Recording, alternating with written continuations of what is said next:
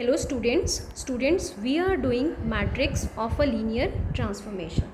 So in this lecture we will discuss change of basis matrix.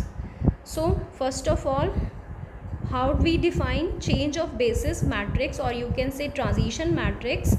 Let B1 is equal to U1 U2 up to UN be the basis of n dimensional vector space V, and B2 is equal to V1 V2 up to Vn be another basis of V.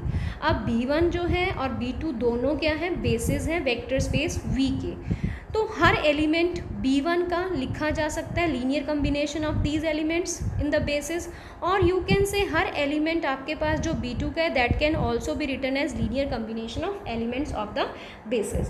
So let us write each element in basis B2 as linear combination of vectors in basis B1. So we have V1 as UA11 linear combination of these are scalars U1 A12 U2 up to A1n UN, and V2 is equal to A21 U1 A22 U2 A2n UN and so on. Vn can be written as an1 u1 an2 u2 ann and un. This system can also be written in matrix forms like this.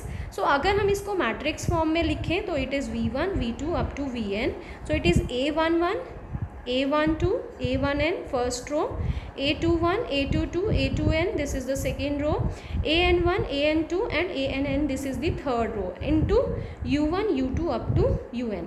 So when you multiply this you again get this system. So ये जो आपके पास matrix associated है इसका अगर हम transpose ले लें तो this will become a transition matrix और change of matrix, change of basis matrix from basis B1 to B2.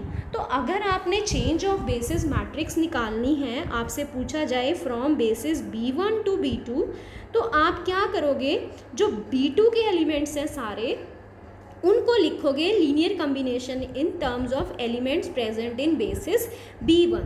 जो मैट्रिक्स आपके पास बनेगी उसका जब आप ट्रांसपोज लोगे that will serve as change of basis matrix from basis B1 to B2.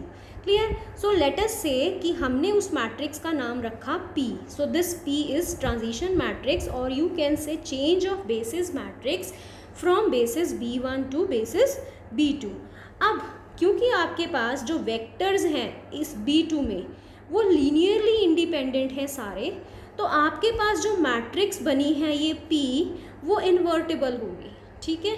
सो जो matrix आपके पास बनी है वो इन्वर्टिबल ज़रूर होगी, क्योंकि आपके पास जब vectors V1 V2 up to Vn linearly independent vectors हैं तो उनके साथ जब आपने स्केलर्स जो निकाले हैं ये भी आपके पास लीनियरली इंडिपेंडेंट, ये भी एक दूसरे पे डिपेंड नहीं करेंगे, क्योंकि अगर आपके पास एक दूसरे के ऊपर डिपेंड कर जाएंगे ये सारे वेक्टर्स तो आपके पास डिटर्मिनेंट क्या हो जाएगा, ज़ीरो हो जाएगा. तो इन V1 V2 up to Vn के लीनियरली इंडिपेंडेंट होने की वजह से ही ये जो स्केलर्स आए हैं ये एक दूसरे से लीनियरली इंडिपेंडेंट होंगे. दे आर नॉट डिपेंडेंट, क्योंकि अगर ये डिपेंडेंट हो गए तो इस मैट्रिक्स का डिटर्मिनेंट क्या हो जाएगा, ज़ीरो हो जाएगा. ठीक है. सपोज आपके पास 1 2 और 2 4, ये आपके पास 1 2 और ये 2 4 लीनियरली डिपेंडेंट स्केलर्स आ गए, तो आप जब इसका डिटर्मिनेंट लोगे तो आपके पास ज़ीरो आ जाएगा.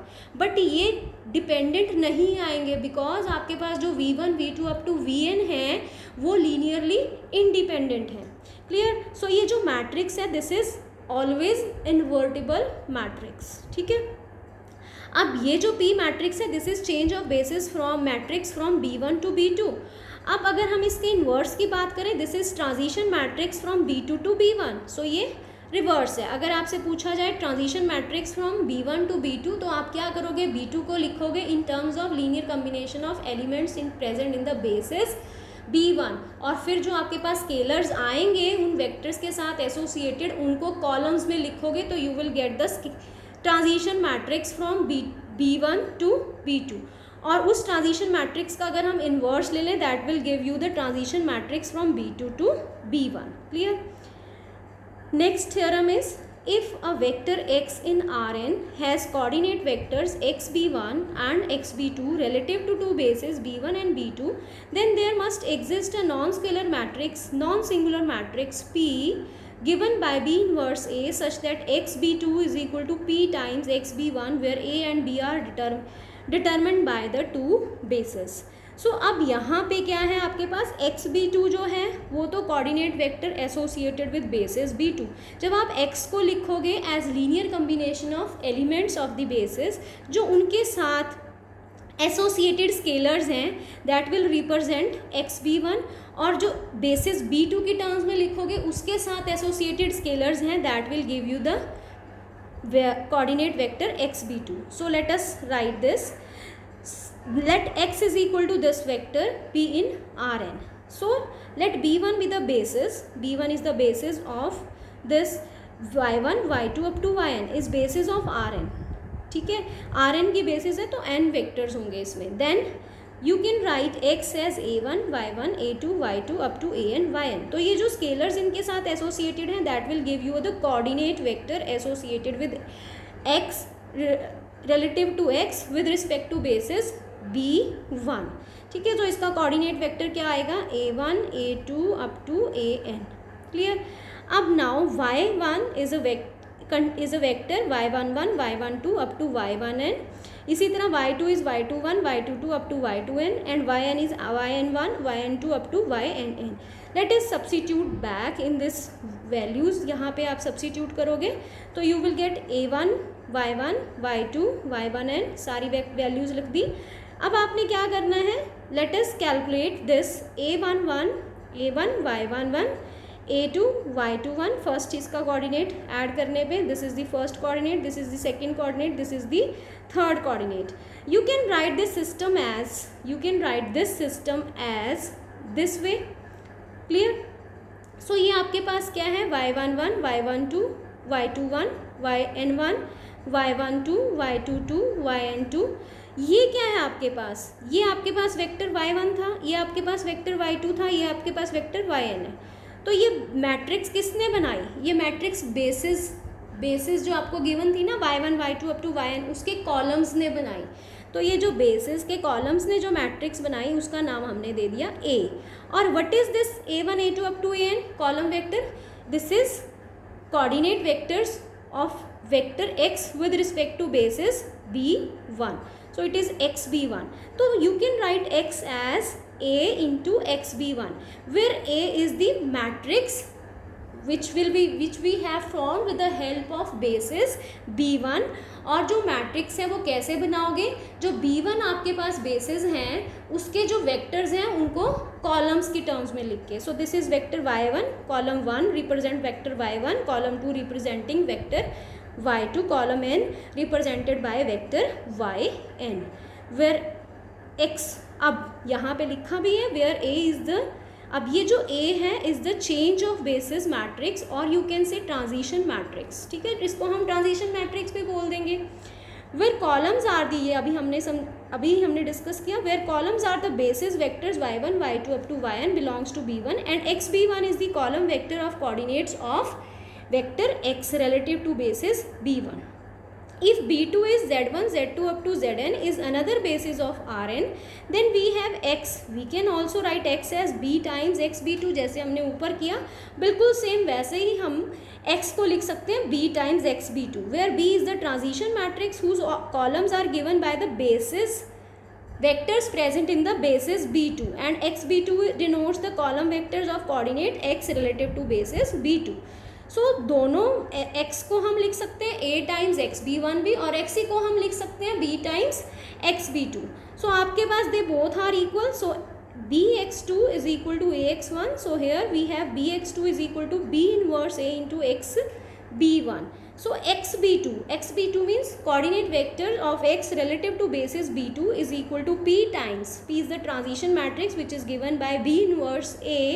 और a आपने कैसे किया, फॉर्म किया with the help of columns vectors given in the basis b1 act as columns of the matrix a. और इसी तरह आपने मैट्रिक्स b कैसे फॉर्म किया, जो आपके पास बेसिस b2 गिवन थी उसके जो वेक्टर्स हैं उनको आपने कॉलम्स ले लिया, मैट्रिक्स b का कॉलम्स बना दिया.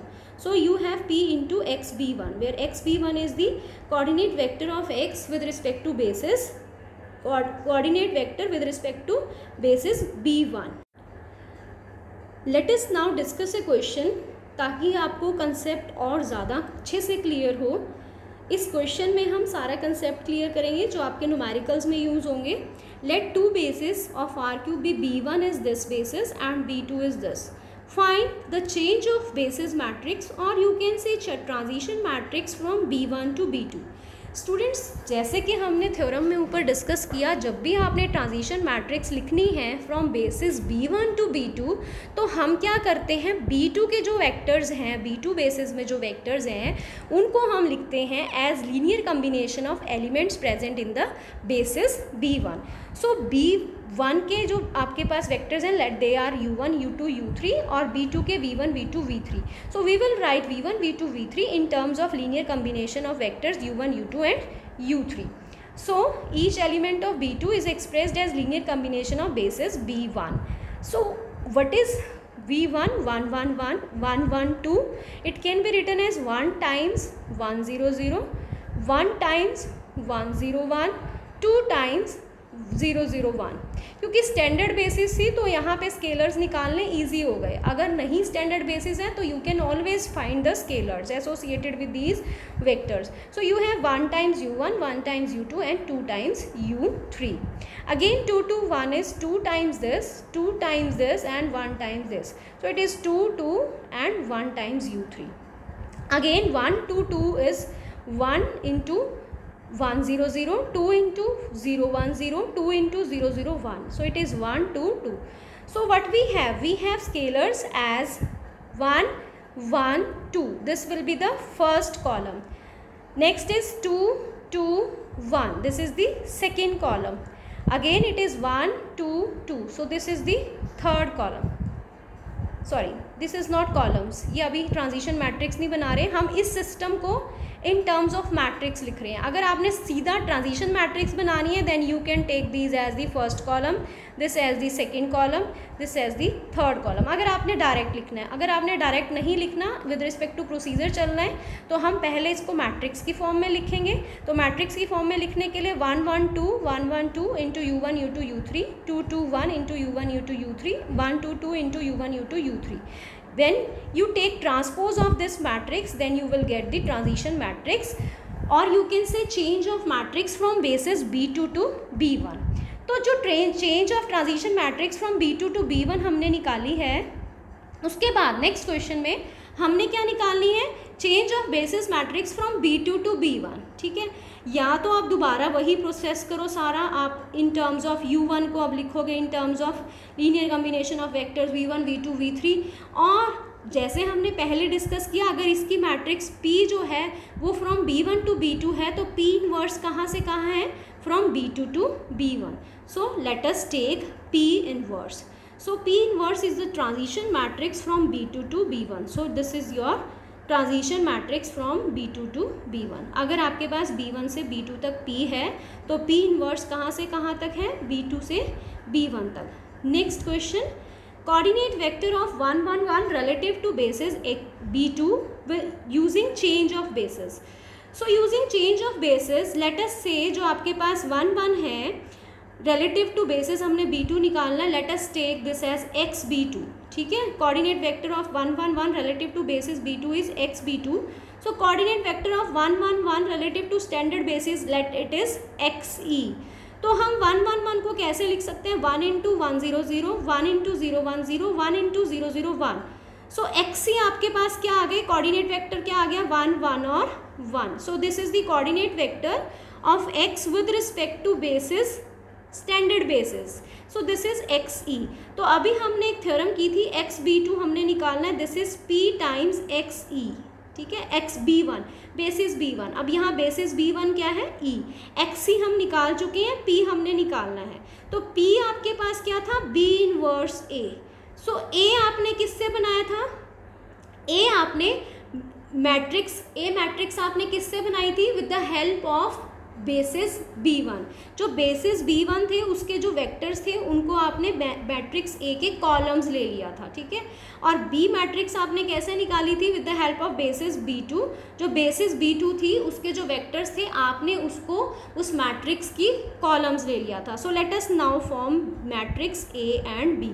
So matrix A is the matrix whose columns are the basis vectors of the standard basis. So it is 1 0 0 first column, 1 0 1 0 1 0, it is 0 0 1। तो जो आपके पास वेक्टर्स यहाँ पे आपके पास स्टैंडर्ड बेसिस के जो वेक्टर्स थे ये क्या बन गई, कॉलम्स बन गई मैट्रिक्स की। So this is matrix A. So इसी तरह मैट्रिक्स बी कैसे बनेगी, जो आपके पास बेसिस B2 थी उनके जो वेक्टर्स थे 3, उनको हमने इनकी 3 कॉलम, जो फर्स्ट वेक्टर है that is the first column, जो सेकंड वेक्टर है that is the second column and this is the third column of this matrix. So matrix A भी आ गया, मैट्रिक्स बी भी आ गया। We want to find P that is B inverse A. So P is B inverse A. B inverse आपने निकाला तो it is 1/3 and this. और ए जो आपके पास है दैट इज बेसिस मैट्रिक्स, आपके पास जो ए की मैट्रिक्स है वो आइडेंटिटी मैट्रिक्स है। तो मल्टीप्लाई करोगे बी इनवर्स ए को तो you will get the same. So आपके पास पी की वैल्यू आ गई बी इनवर्स ए। अब आपने क्या निकालना है, coordinates of X vector relative to basis B2, so which is equal to P into X E. So this is P और एक्स ई आपके पास क्या था 1 1 1। इन दोनों को आप मल्टीप्लाई करोगे you will get the coordinate vector with respect to basis B2। Clear. So this is the procedure. अब इसी को ध्यान में रखते हुए हम और न्यूमेरिकल्स करते हैं। So numerical 2, let x is equal to 1 to 1 be relative to standard basis, find its coordinate relative to basis this। सो आपको ये जो आपके पास x वेक्टर है ये किसके रिलेटिव दिया हुआ है, स्टैंडर्ड बेसिस। एक बेसिस दी है स्टैंडर्ड और दूसरी बेसिस ये आपको गिवन है। आपने निकालना है coordinate of this vector with respect to this basis, means आपने निकालना है xB2 और B1 आपको गिवन है, xB1 इनफैक्ट गिवन है आपको, this is xB1। So what is the formula, xB2 is p times xB1। So p कैसे निकलेगा, b इनवर्स a। अभी हमने किया b इनवर्स ए मैट्रिक्स जो थी that is associated with basis B1 which is standard basis and b matrix is associated with the matrix with the basis B2। ठीक है। सो हम a निकाल लेंगे, b निकाल लेंगे, b इनवर्स a कैलकुलेट करेंगे और xB1 जो आपको गिवन है 1 to 1 उसको मल्टीप्लाई करेंगे, यू विल गेट xB2। सो ये आपका प्रोसीजर रहेगा। Let x be the relative vector relative to standard basis, it can be expressed as 1 to 1 as 1 times 1 0 0, 2 times 0 1 0 and 1 times 0 0 1. So this is xc vector, that is coordinate column vector denotes the coordinates of vector x with respect to basis, standard basis। ठीक है। सो इसको हमने नाम दे दिया xe का। Now xB1 denotes the column vector of the x relative to basis B1 जो हमने निकालना है। तो it is the equation xB1 is equal to p times xe, p times xe। ठीक है। So p is b inverse A. तो अब आपके पास क्या काम रह गया, आपने a फाइंड आउट करना है और b इनवर्स फाइंड आउट करना है। सो a इज दिस, जो मैट्रिक्स B1 था आपके पास बेसिस xe था स्टैंडर्ड बेसिस, उसके जो आपके पास ये वेक्टर्स हैं they will form the columns of the matrix A। So this is 1 0 0 0 1 0 0 0 1। और B कैसे आएगा, ये जो आपके पास है vectors they will form the columns of matrix B। So it is 1 1 0 1 0 1 1 1 1। So B inverse is adjoint of B upon determinant of B। So this is we get B inverse। So P is B inverse A, this is B inverse A। Now multiply xB1 क्या था, B inverse A into xe means P into xe। So this is 0 minus 1 2। So these are the coordinates of vector x with respect to basis B1। Next question, if xB1 and xB2 be the coordinates of vector x with respect to basis B1 and B2।